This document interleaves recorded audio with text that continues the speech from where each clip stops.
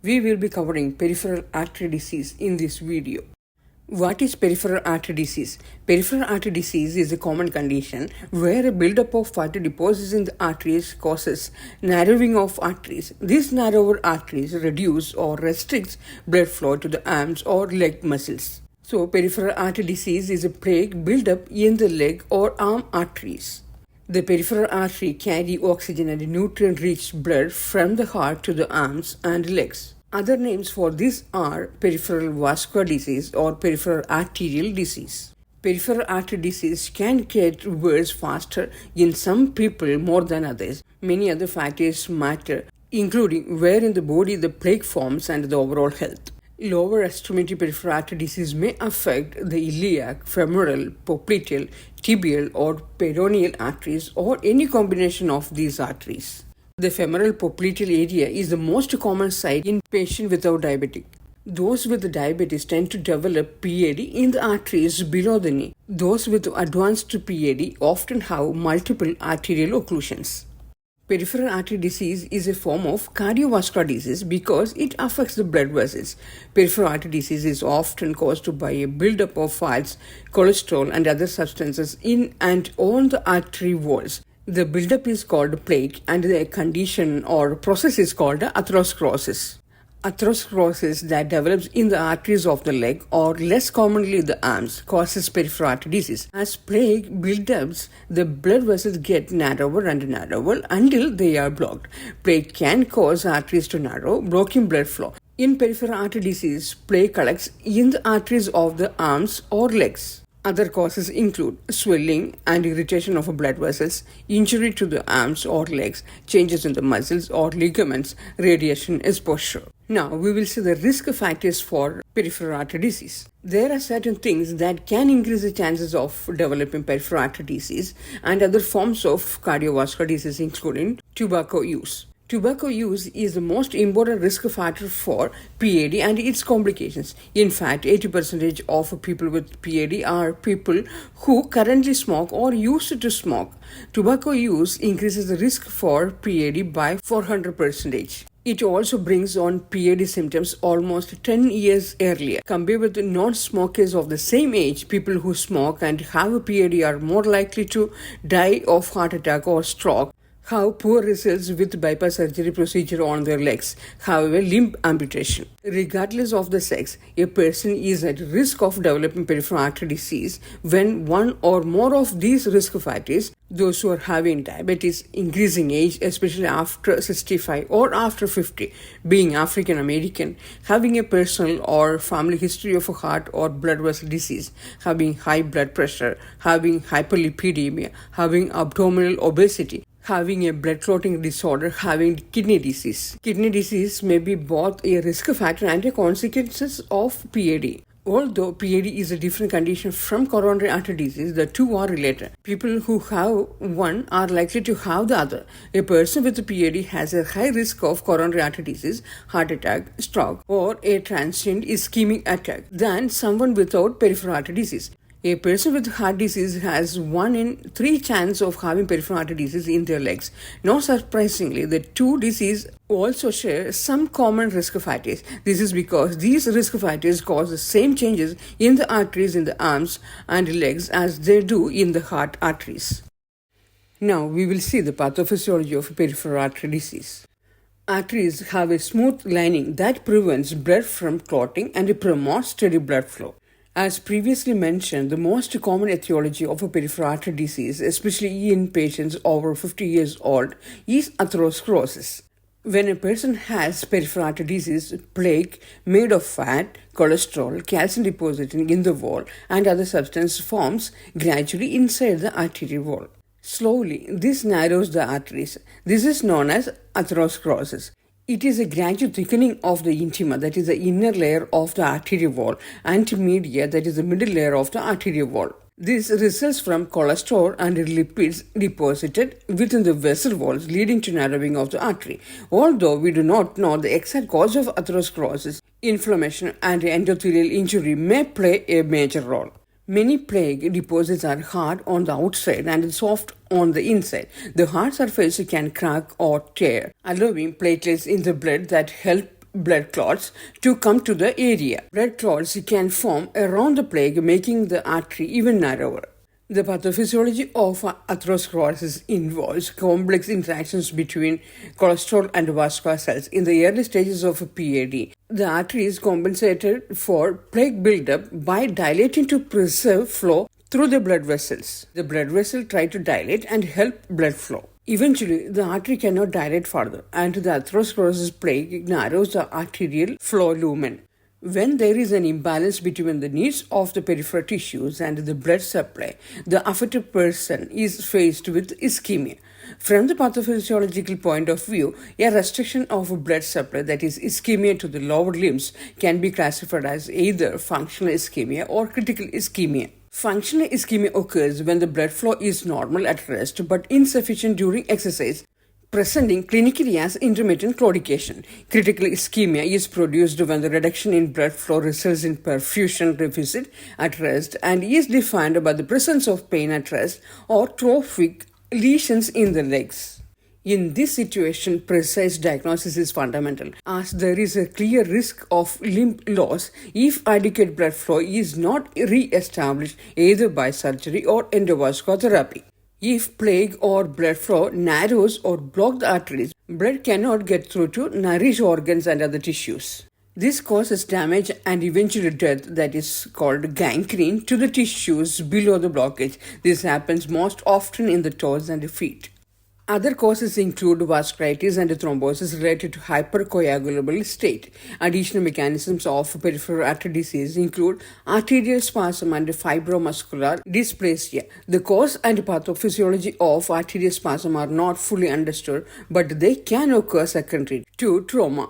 The symptoms of claudication occur when the artery spasms or clamps, creating an obstruction. Like atherosclerosis, this leads to decreased blood flow to the tissue downstream of the obstruction. Thrombosis, or the formation of a blood clot, usually occurs due to stasis or trauma. In peripheral artery disease, the legs or arms, usually the legs, don't get enough blood flow to keep up with the demand. This may cause leg pain when walking, called claudication, and other symptoms. Peripheral artery disease is considered to be a set of chronic or acute syndrome generally derived from the presence of occlusive arterial disease, which causes inadequate blood flow to the limbs. Lesions tend to form at areas of a bifurcation of the vessels. Pattern of disease differs in non-diabetic and diabetics. Non-diabetes disease usually involves microcirculation, that is larger vessels, for example, aorta, iliac, femoral arteries, and is more common in isolated segments. Diabetic disease usually involves microcirculation, that is smaller vessels, for example, popliteal, tibial, peroneal, and small vessels in the foot, and occurs in more diffuse segments. Isolated segments indicate that the blockage is confined to a specific limited area of the artery, while diffused segments mean the blockage is spread out over a larger portion of the artery. These patterns are important for understanding the severity and the extent of peripheral artery disease, which can affect treatment decisions. What are the symptoms of peripheral artery disease? The severity of peripheral artery disease symptoms depends on the site and extent of the blockage and the amount of collateral circulation. The first symptom or the classic symptom of a peripheral artery disease is usually pain, cramping or discomfort in the legs or buttocks is known as intermittent claudication. This ischemic muscle pain is caused by exercise, resolves within 10 minutes or less with rest, and is reproducible. The pain occurs because the leg muscles aren't getting enough oxygen. The pain is due to the buildup of lactic acid from anaerobic metabolism. Once the patient stops exercising, the lactic acid clears and the pain subsides. Peripheral artery disease of the iliac arteries cause pain in the buttocks and the thighs. Calf pain occurs with the femoral or popliteal artery involvement. The muscle pain in peripheral artery disease may be mild to extreme. Pain may wake a person up from sleep. It may make it hard for a person to walk or exercise. Pain may occur during rest or when lying down if the condition is severe. Muscle pain or cramping occur in the arms or legs, often in the calf. Muscle pain in the arms or legs that begins with exercise and ends with rest. Peripheral artery disease involving the internal iliac artery may result in erectile dysfunction. Paresthesia, that is numbness or tingling in the toes or feet, may result from nerve tissue ischemia. True peripheral neuropathy occurs most often in patients with diabetes and in those with long-standing ischemia. Neuropathy causes severe shooting or burning pain in the extremity. It does not follow particular nerve routes and may be present near ulcerated areas. Gradual reduced blood flow to neurons causes loss of sensation to pressure and deep pain, so patients may not notice lower extremity injuries. The limb's appearance gives vital information about reduced blood flow. The skin becomes thin, shiny, and taut. The lower legs lose their hair. Pedal, popliteal, or femoral pulses are decreased or it can be absent.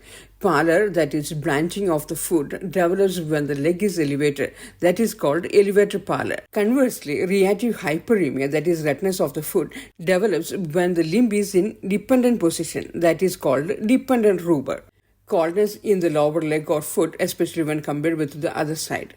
As PAD progresses and involves multiple arterial segments, continuous pain develops at rest. Rest pain most often occurs in the foot or toes. It is worse with limb elevation. Rest pain occurs when blood flow does not meet basic metabolic needs of the distal tissues. It occurs more often at night because cardiac output tends to drop during sleep and the limbs are at heart level.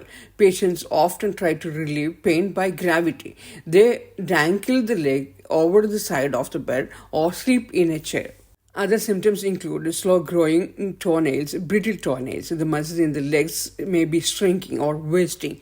More frequent skin and soft tissue infection, usually in the feet or legs, may be present. Sores on the feet, toes, or legs that won't heal. Peripheral artery disease increases the risk of getting a non-healing sore of the legs or feet. In cases of severe peripheral artery disease, these sores can turn into areas of dead tissue, that is gangrene, that make it necessary to remove the foot or leg.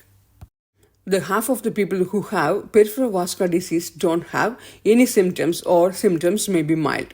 However, the symptoms of peripheral artery disease often develop slowly over time. Symptoms may not become obvious until late in life.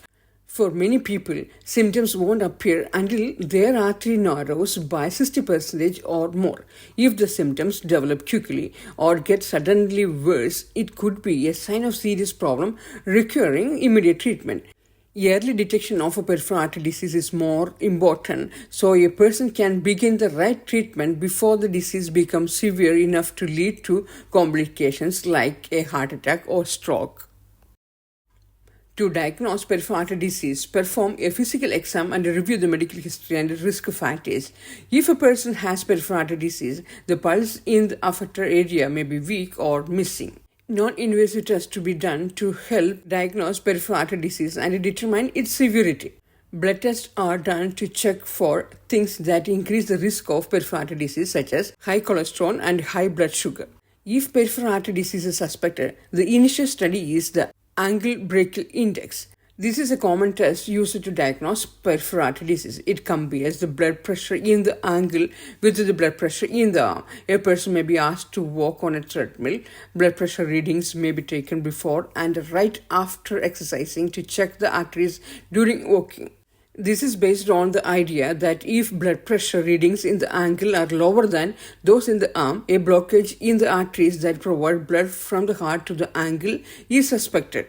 An ABA range of 0.90 to 1.40 is considered normal.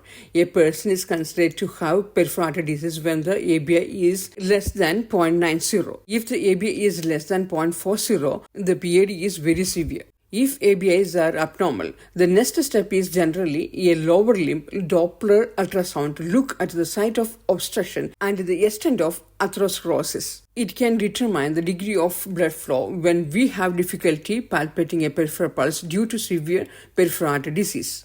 Other imaging can be performed by angiography. This test uses imaging tests and a dye to look for blockages in the arteries. A catheter is inserted into the common femoral artery and is selectively guided to the artery in question. The dye is given through a blood vessel. While injecting a radiodense contrast agent, an X-ray is taken. It helps the arteries show up more clearly on the test images. Modern computerized tomography scanners provide direct imaging of the arterial system. Next test is magnetic resonance angiography. It uses a combination of a large magnet radio frequencies and a computer to produce detailed images of blood vessels inside the body. Next test is pulse volume recording. By pulse volume recording measures blood pressure and circulation in the legs. It can diagnose peripheral artery disease. It evaluates blood flow in the arms and legs. Pulse volume recording uses a blood pressure cuff and handheld Doppler ultrasound device. Next, we will see the treatment. Lifestyle changes, medications, and procedures can treat peripheral artery disease. The goals of treatment of peripheral artery disease are relieve pain associated with intermittent claudication or pain at rest, improving the quality of life by easing the pain that occurs with walking, re-establish blood flow to the areas of ischemia, improve artery health to reduce the risk of heart attack, stroke, and other complications, preserve the extremity, provide sufficient blood flow for wound healing. Treatment for peripheral artery disease may include lifestyle changes, medicine, surgery. Lifestyle changes can improve symptoms, especially if a person has early peripheral artery disease. There are things a person can do to help manage peripheral artery disease. Exercising regularly and not smoking are the main lifestyle changes that can ease the symptoms of peripheral artery disease and reduce the chances of getting it worse. So it is also important to have lifestyle changes such as don't smoke or don't use tobacco. Smoking damages the arteries. It increases the risk of peripheral artery disease. If a person has peripheral artery disease, smoking can make the condition worse. Get regular exercise. Regular exercise is an important part of peripheral artery disease treatment. Exercise helps improve blood flow to the arms and legs, so it can improve symptoms of peripheral artery disease. A supervised exercise program will improve the symptoms of pain in the legs with walking, allowing a person to walk farther. Eat a healthy diet. Choose plenty of fruits, vegetables, and whole grains. Reduce sugar, salt, and saturated fats. Eat a balanced diet that is high in fiber and low in cholesterol, fat, and sodium. Check leg position. Keeping the legs below the level of heart usually reduces pain. Some people find that hanging their legs over the edge of the bed or walking may temporarily reduce leg pain. If a person has symptoms or complications of peripheral artery disease, a person may need medicines. Angiotensin converting enzyme inhibitors, for example, ramipril, can reduce PAD symptoms. Statins are medicines to lower bad cholesterol. They help reduce plaque buildup in the arteries. The drugs also lower the risk of heart attacks and stroke. Uncontrolled high blood pressure can make arteries stiff and harder. This can slow the flow of blood. If a person has high blood pressure, should take the medicine to control it. So, antihypertensive drugs to be given to the patient. Diabetes make a person more likely to get peripheral artery disease. Diabetes is a major risk factor for peripheral artery disease. It increases the risk for amputation. Patients with diabetes should maintain glycosylated hemoglobin below 7%. Next drug of choice is antiplatelet agents or anticoagulants. Pharmacological treatment with antiplatelet agents or anticoagulants to improve blood flow by increasing erythrocyte flexibility and lowering blood viscosity. Antiplatelet agents are critical to reduce the risk for cardiovascular disease events and death. Oral antiplatelet therapy should include low-dose aspirin therapy. Aspirin-intolerant patients may take clopidogrel daily. Combination antiplatelet therapy with aspirin and clopidogrel may be used by high-risk patients. Anticoagulants, for example, warfarin, are not recommended for preventing cardiovascular disease events in patients with peripheral artery disease. Next medicines are leg pain medicines. Two drugs are available to treat intermittent claudication. They are cilostazol and pentoxifylline. Cilostazol is a phosphodiesterase inhibitor. It inhibits platelet aggregation and increases vasodilation. This medicine increases blood flow to the area. Pentoxifylline is a synthetic dimethylxanthine derivative, improves the flexibility of RBCs and decreases fibrinogen concentration, platelet adhesiveness, and blood viscosity. It is not as effective as cilostazol. After a trial of best medical treatment, if symptoms persist, patients may be referred to a vascular or endovascular surgeon. When conservative measures clearly are not enough, revascularization surgery such as endarterectomy, arterial bypass grafting, or combination may be required. Revascularization procedure can restore blood flow in blocked arteries or veins. The goals are to relieve pain, help stay active, heal wounds related to lack of blood flow, save limb from amputation, and improve day-to-day life. If a narrow artery is causing peripheral artery disease, leg pain, angioplasty and stent placement may help. A tiny balloon on a tube called catheter is placed in the artery to open a blocked blood vessel. They start by making a small cut in the groin and inserting a catheter into an artery in the leg. Within the catheter, they then place a small balloon into the narrower blood vessel and the balloon inflates, which makes the narrower artery wider. This improves blood flow. Some people get a stent during angioplasty to help keep a blood vessel open after the balloon has been removed. Stents are metal mesh tubes may be placed in the artery to keep the artery open and support inside the blood vessel. Sometimes release drugs over time to keep a blood vessel from narrowing again. Next procedure is atherectomy, in which doctor uses a catheter with a sharp tool attached to physically clear out the plaque that is creating the blockage. It is an option for blocked arteries in areas that are hard to reach with stents. Next procedure is bypass surgery. This surgery creates a new path for blood to flow around a blocker or partially blocked artery. A surgeon takes a healthy blood vessel from another part of the body. The vessel is connected below the blocker artery. The new pathway improves blood flow to the muscle. Next procedure is endarterectomy. A surgeon opens the artery to remove plaque buildup inside the artery. In cases of severe infection and gangrene, failed attempts at revascularization, or when revascularization is not considered a viable option, amputation of affected extremity may be required to prevent infected tissues from causing sepsis, which is a life-threatening illness. If a blood clot is blocking an artery, medicine may be given directly into the affected artery to dissolve the clot, that is called thrombolytic therapy. Shockwave intravascular lithotripsy, a minimally invasive method that uses ultrasound waves to break a plaque within the artery without the need for penetration, also are done to the patient. Complications of peripheral artery disease treatment are swelling, bleeding or pain where the catheter went into the skin, chest pain, shortness of breath, fever or chills, dizziness, swelling in the legs, belly pain, and incision that is coming open. If these symptoms are present, inform healthcare provider immediately. What are the complications of peripheral artery disease? Peripheral artery disease is not immediately life-threatening, but the process of atherosclerosis that causes it can lead to serious and potential fatal problems. Complications are critical limb ischemia, stroke and heart attack, coronary heart disease. Non-healing arterial ulcers and gangrene are the most serious complications. It is important to take good care of the feet to prevent infection and reduce the risk of complication. How to properly care for the feet? Wash the feet every day. Dry them completely. Use moisturizer on the feet to prevent cracks that can lead to infection. But don't moisturize between the toes. This can help fungus grow. Wear thick, dry socks and well-fitting shoes. Quickly treat any fungal infection of the feet such as athlete's foot. Take care when trimming the toenails. Check the feet daily for cuts, sores or other injuries. Immediately see a healthcare professional if a person finds any of these.